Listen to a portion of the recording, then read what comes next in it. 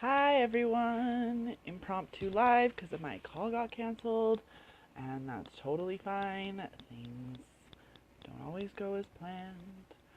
And so I figured I would jump on and go live about some of my um, more self-help things, not self-help, self-care things that I do. I know that a lot of the moms that I help, that's a huge place where we start, is really getting into that self-care, self-love um, sort of mindset.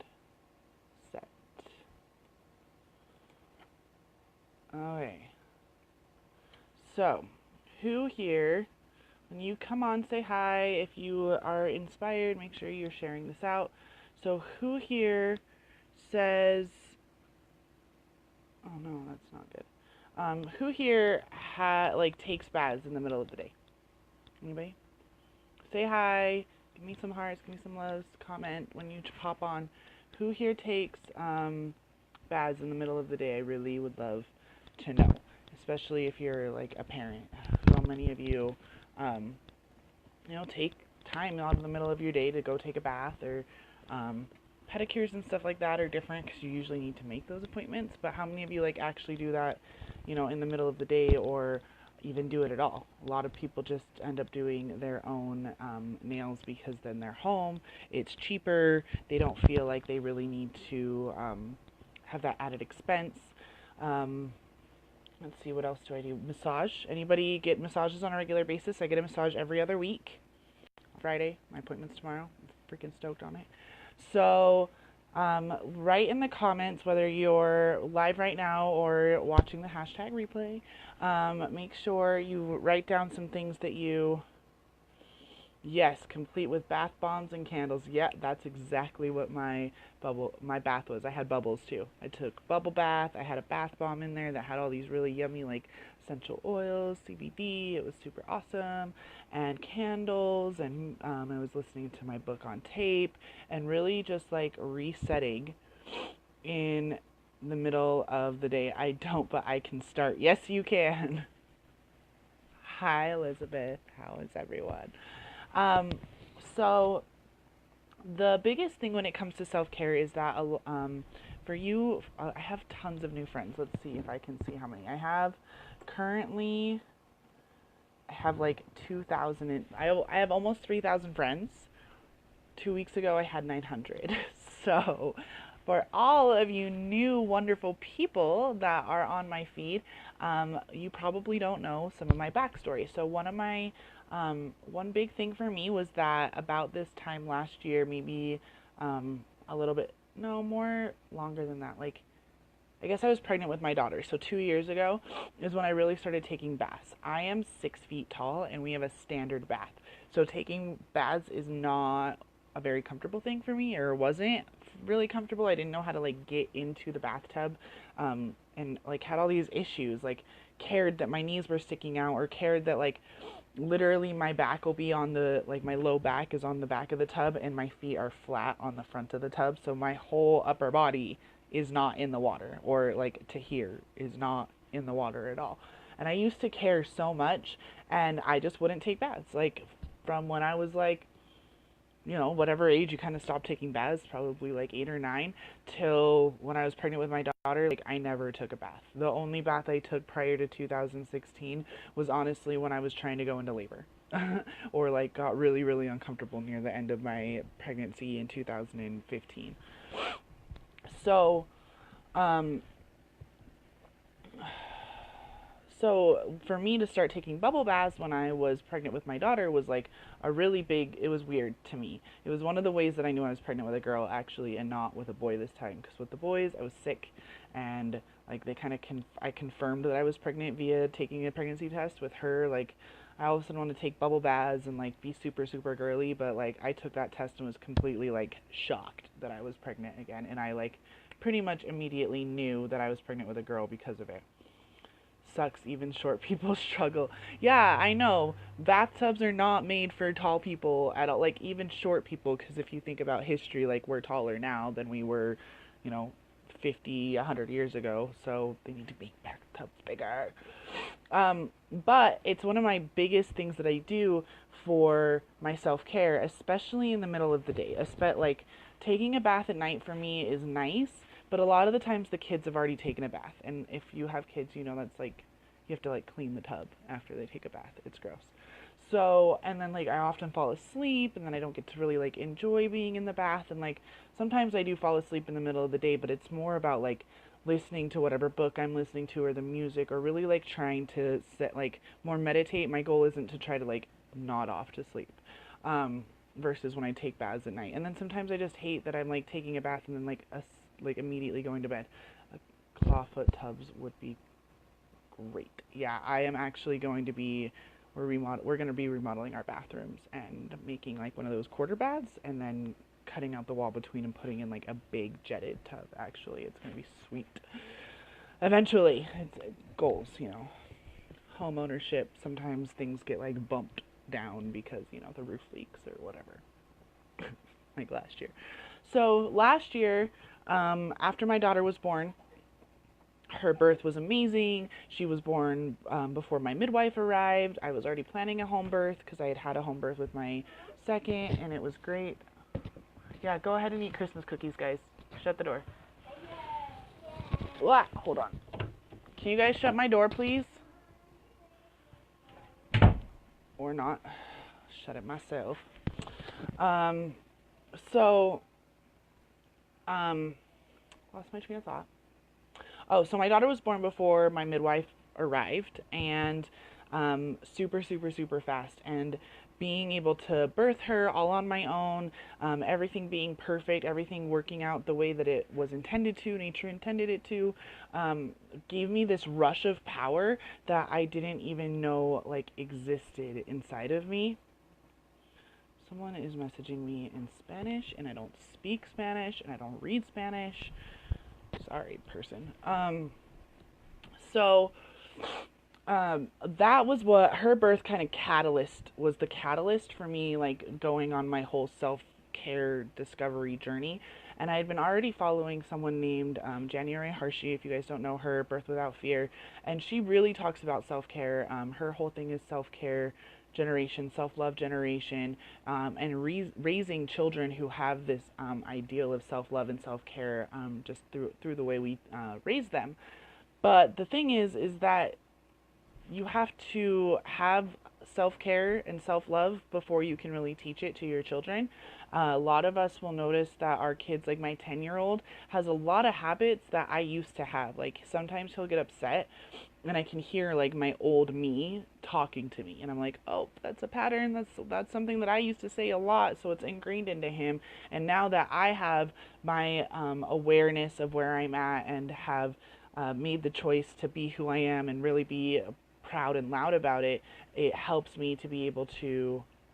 Thanks, Kenneth. I'm also happily married.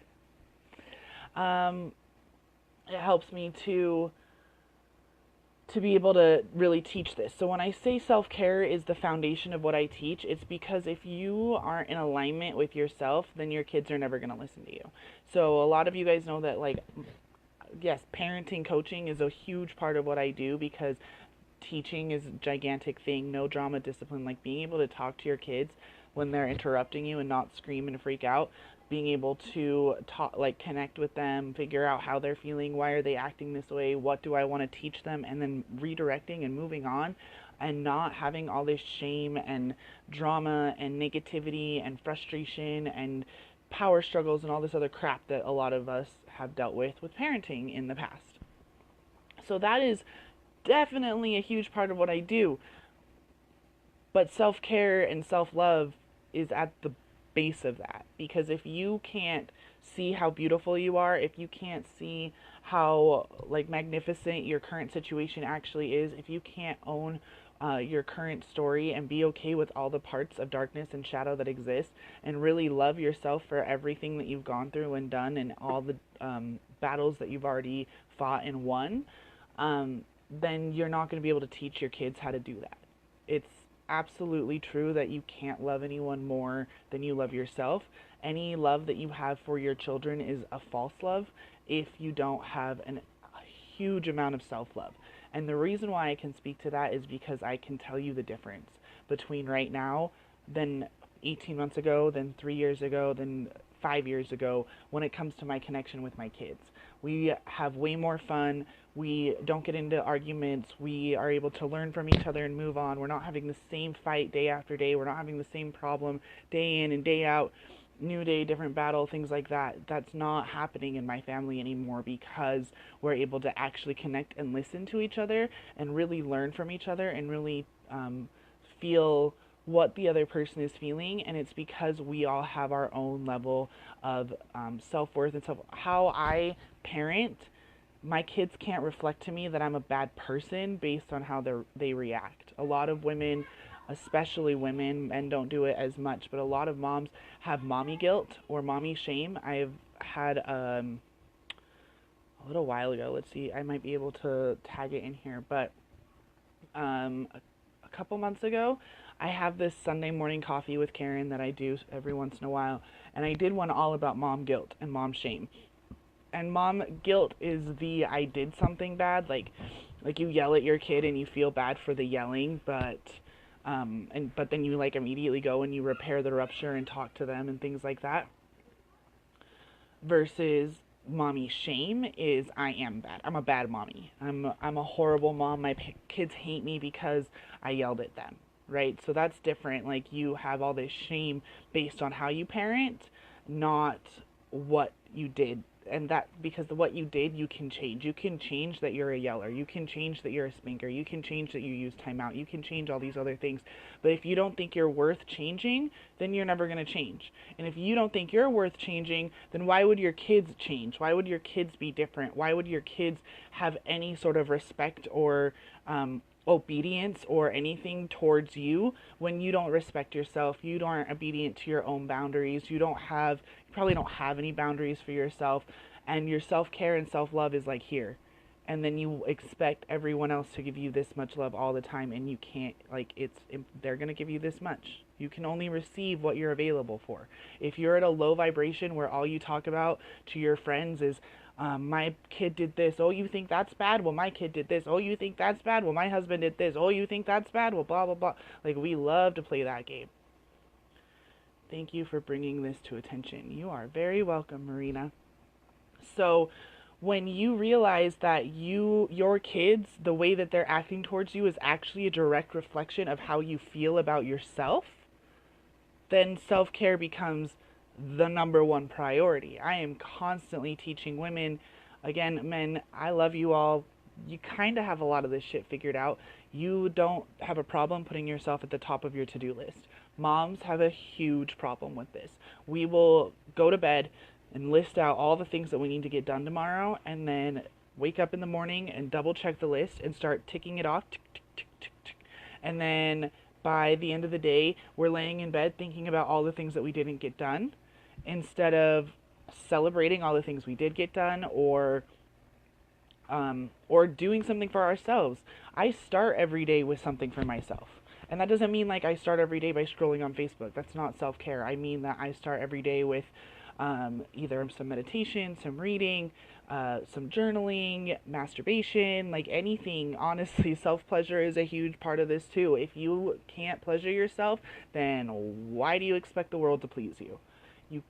I'm not saying, if you can't bring enjoyment and excitement, and literally, if you can't do that for yourself, if you can't bring yourself to orgasm, then why do you expect such an exciting life from everything else? Self-care comes in so many forms. It's not just meditation. It's not just bubble baths. It's not just pedicures. It's not just a night out with friends. It's not just masturbation. It's not just any of that. It's all of it. And some. It's both and. It's always more. There's not a deciding factor. Hi, Lisa. My name definitely starts with a C, but I love you anyway. I know where you were going. So self-care is really such a huge piece because it's the piece that helps us access that feeling of self-love. It's that piece where we put ourselves first, and then we know what that feels like, and then we are able to serve more. It's just like the analogy that every other coach in the world uses, which is you can't fill from an empty cup, right? If my cup is empty, then how am I supposed to fill the cups of my children or my husband, and how are they supposed to fill my cup? And especially with my kids, they can't fill my cup if I don't show them what it looks like to have a full cup to begin with. That's my job. I teach my kids how I want to be, how I wish I had been taught. I spent most of my 20s and the first part of my 30s really trying to find myself, really trying to own my story, trying to do all this crap that, like, our kids shouldn't have to do that because we should teach them already. There's all this shadow, all this negativity, all this crap that we're aware of, and yet we don't do anything to get rid of it. We do nothing to alchemize it, and then we wonder why our kids act the way that they do. Your kids are a direct reflection of how you feel about yourself. If you're not willing to teach yourself how to do the things that your kids are doing, then you're never going to be able to teach them how to do it, ever. If you can't get your kids to listen to you, that means you're not listening to yourself. If you can't get your kids to obey you, then you're not obeying what your soul is craving. So realize that if you are in a world, in a paradigm currently where you're a parent and you don't like how your children are acting or how they treat you, then the first thing you need to do is look at yourself.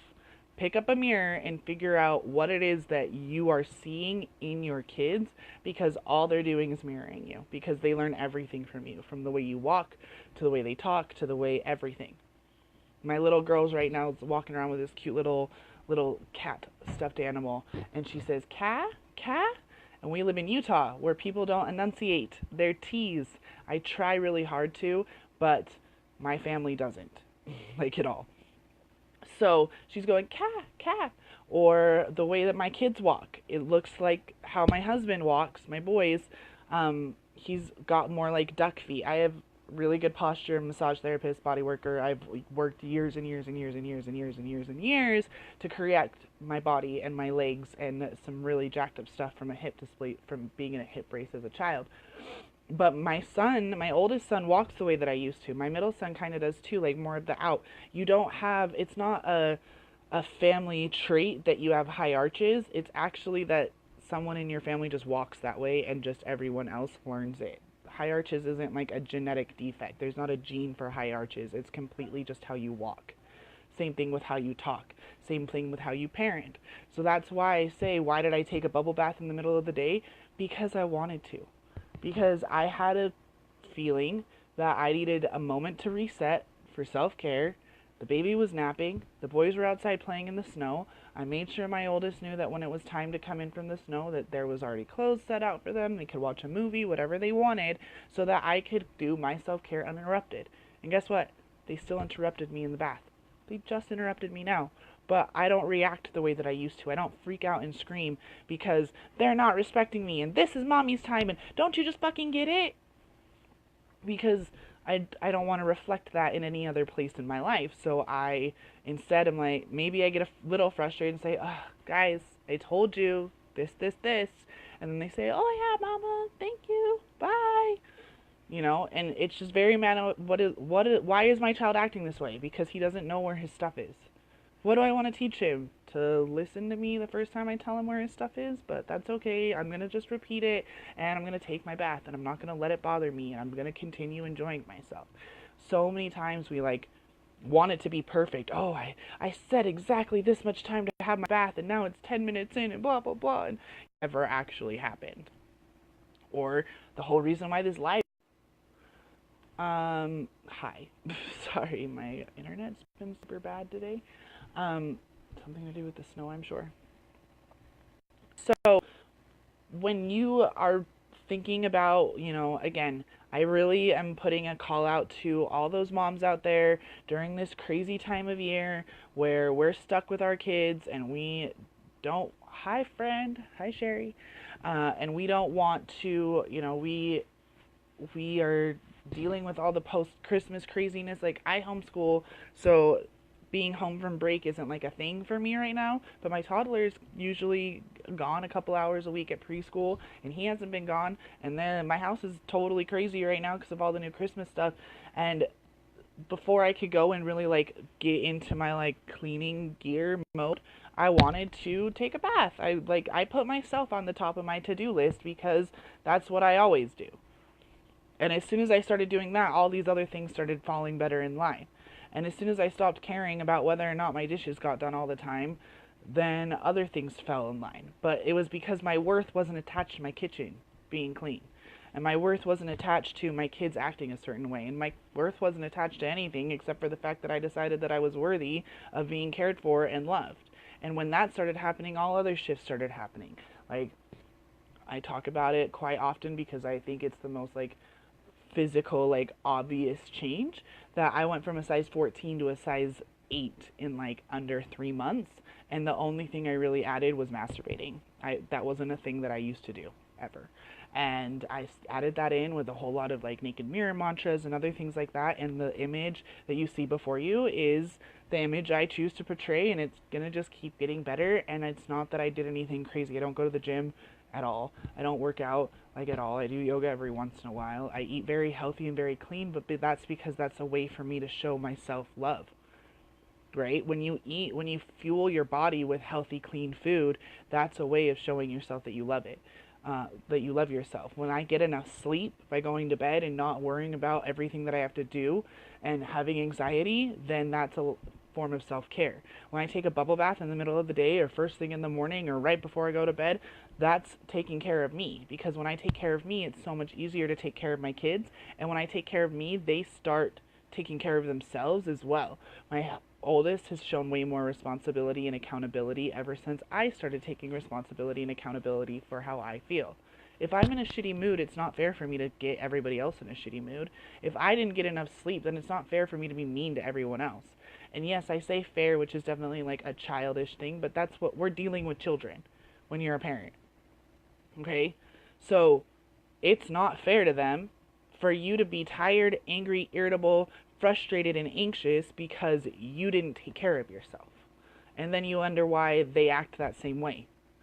That's the biggest lesson that I think that any mom that I work with has to learn, is that this, yes, you're signing up because you want to be a better parent. The parenting stuff is so easy once you get the rest of it down. It just blends perfectly.